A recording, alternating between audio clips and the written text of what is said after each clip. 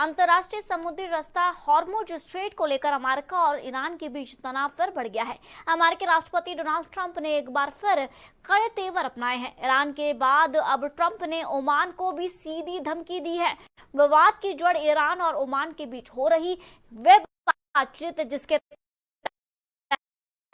तो दोनों देश हॉर्मुज स्ट्रेट से गुजरने वाले जहाजों से अवैध रूप से फीस वसूलने का सिस्टम बनाने की योजना बना रहे थे। आपको बता दें, व्हाइट हाउस में कैबिनेट बैठक के दौरान ट्रंप ने दो टूक शब्दों में कहा कि हॉर्मुज स्ट्रेट एक अंतर्राष्ट्रीय समुद्री मार्ग है और किसी भी देश का इस पर कब्जा या नियंत्रण स्वीकार नहीं होगा। उन्होंने चेतावनी देते हुए कहा कि ओमान को अन्य देशों की तरह नियमों का पालन करना होगा, वरना अमेरिका उसे उड़ा देने से भी पीछे नहीं हटेगा। वहीं ट्रंप ने ईरान पर तंज कसते हुए कहा कि तेहरान अब ये एक गलतफहमी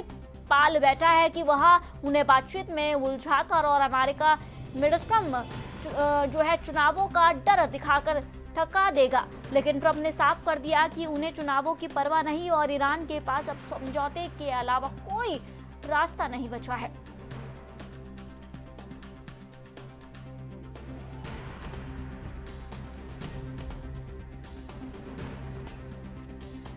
आपको बता दें, जिस तरीके से अमेरिकी समुद्री रास्ता हॉर्मुज स्ट्रेट को लेकर अमेरिका और ईरान के बीच तनाव फिर बढ़ गया। अमेरिकी राष्ट्रपति डोनाल्ड ट्रंप ने एक बार फिर कड़े तेवर अपनाए हैं। ईरान के बाद अब ट्रंप ने ओमान को भी सीधी धमकी दी है। विवाद की जड़ ईरान और ओमान के बीच हो रही वह बातचीत है जिसके तहत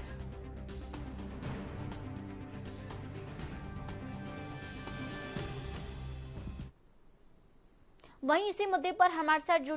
जुड़ चुके हैं फॉरेन एक्सपर्ट अशोक जी, जिस तरीके से यहाँ पर मैं बात करूँ, अभी आप देख सकते हैं कि लगातार जो है ट्रंप यहाँ पर जो है कई सारी बातें रखने की कोशिश कर रहा है और देखा जाए तो दूसरी तरफ यहाँ पर चुनाव भी आ रहे हैं, लेकिन ओमान को धमकी देना और ये कहना कि टैक्स बिल्कुल भी नहीं ले सकते, आपको क्या लगता है?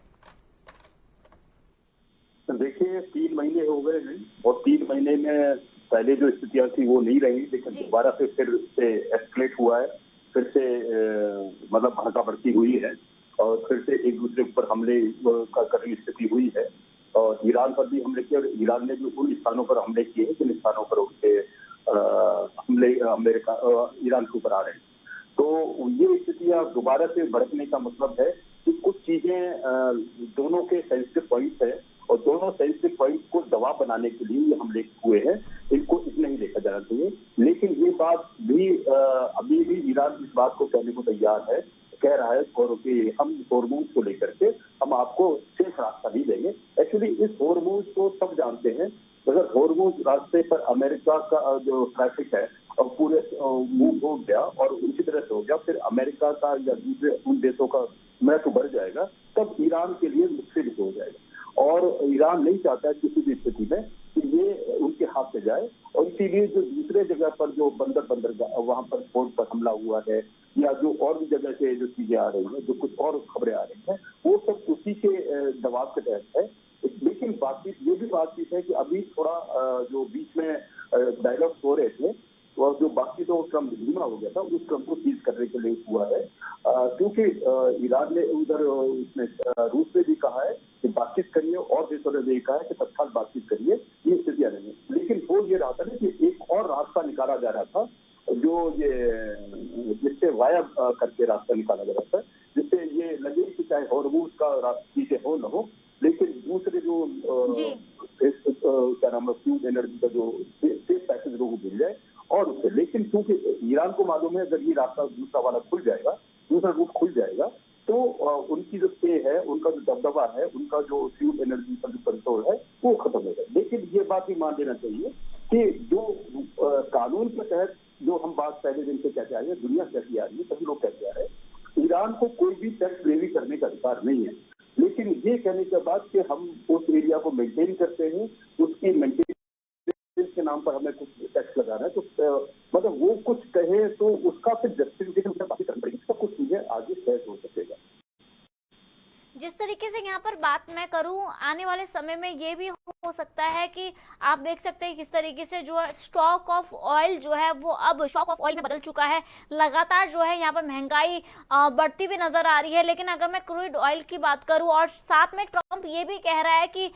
रूस से आप तेल मत खरीदो, तो क्या भारत के पास वैकल्पिक क्या बचेगा अगर वो ट्रंप की बात मानेगा? कौन सा ट्रम्प जो है उनकी हेल्प करने के लिए आगे आ रहा है? हम देख सकते हैं लगातार जो है टैरिफ भी बढ़ाते हुए नजर आ रहा है। अगर मैं मौजूदा स्थिति भारत की बात करूं तो उसके लिए आपका क्या रुख हो सकता है अशोक जी? देखिए, ऐसा है, ये क्योंकि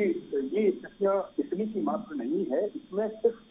फ्यूल एनर्जी नहीं है, एक दबदबा कायम करने की बात है। अमेरिका का इधर दबदबा कायम करना है, एशिया में कायम करना है, जो नहीं था। यहाँ पर प्रभुत्व हो रहा था, चीन का प्रभुत्व था, ईरान का प्रभुत्व है, भारत भी उसमें है और रूस भी है। उसको यह एक तरह से डिस्टर्ब करने के लिए, उस पर अपना इंटरेस्ट करने के लिए अमेरिका ने वाया इजराइल ये सब किया